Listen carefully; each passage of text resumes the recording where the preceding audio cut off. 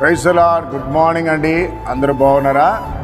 మరి ప్రత్యేకించి ప్రతిదినం వాగ్దానం వింటున్న బిడ్డలందరికీ నా దేవుని యొక్క పేరట శుభములు తెలియజేసిన రండి కలిసి దేవుని వాగ్దానం చదువుదాం. యాకోబు పత్రిక 4వ అధ్యాయం 11వ వచనం. సహోదరులారా, ఒకరికి విరోధంగా ఒకరు మాట్లాడుకుడి. ప్రియులారా, ఒకరికి విరోధంగా ఒకరు మాట్లాడకూడదంట. నీ సహోదరునికి విరోధంగా. ఈరోజు చర్చికి వెళ్తున్నా కానీ చర్చికి వెళ్తున్న పక్క విశ్వాసం గురించి మళ్ళీ ఇంటికి వెళ్ళి విరోధంగా మాట్లాడుతున్నాడు. పక్క వాళ్ళతో వారి గురించి సాడీలు చెప్తున్నారు. అలాగే సేవకుడికి ఎదురుపడ్డాడు బాగానే మాట్లాడుతున్నారు, కానీ బయటికి వెళ్ళాక సేవకుని గురించి తప్పుడుగా విరోధంగా మాట్లాడుతున్నారు. అలాగా మాట్లాడకూడదని ప్రభు నీతో మాట్లాడుతున్నాడు. కనుక ఓ భార్య, నీ భర్తకి విరోధంగా నువ్వు మాట్లాడకూడదు. ఒకవేళ ఏదైనా నిన్ను బాధించినట్లయితే క్షమించు, ప్రభుకు చెప్పుకో.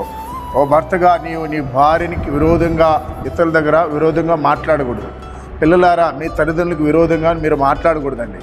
కనుక విశ్వాసులారా, మీ సేవకులకు విరోధంగా మీరు మాట్లాడకూడదు. ఎవరైనా కూడా ఒకరి విరోధంగా ఒకరు మాట్లాడకూడదండి. ఈ రోజుల్లో మనం చూస్తున్నాం, మన ఆంధ్రప్రదేశ్, మన తెలంగాణలో కూడా మన చాలామంది ఇలాగ హిందువులు, ముస్లిం అని, క్రిస్టియన్ ఇట్లాగ అనుకుంటున్నారు. అందరూ కూడా మనుషులండి. ఎదుటివారిని మనం ప్రేమించాలి. కాబట్టి ఒకరిని ఎప్పుడు కూడా మనం దూషించకూడదు. వేరే మతస్థుని కూడా మనం దూషించకూడదండి.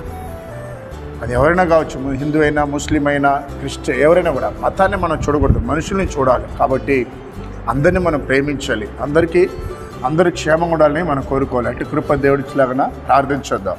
మహాగణుడ, పరిశుద్ధుడ, సర్వాధికారి, ఉదయకాలన వాగ్దాన బిడ్డల మీద నీ కృపించండి. ప్రత్యేకించినైనా ఈ దినమునైనా స్కూల్కి వెళ్తున్న బిడ్డలకి, కాలేజీకి వెళ్తున్న బిడ్డలకి మీరు తోడునమని ప్రార్థిస్తున్నాం. ఇంకా నా ప్రభా, ఎంతోమంది నా ప్రభా అనారోగ్యంతో ఉన్న వారి బిడ్డల మీద నీ కనికరాన్ని ఉంచి నీ గాయపడిన చేతులతో తాకమని ప్రార్థిస్తున్నాను. నువ్వు స్వస్థతను అనుగ్రహించమని ప్రార్థిస్తున్నాను.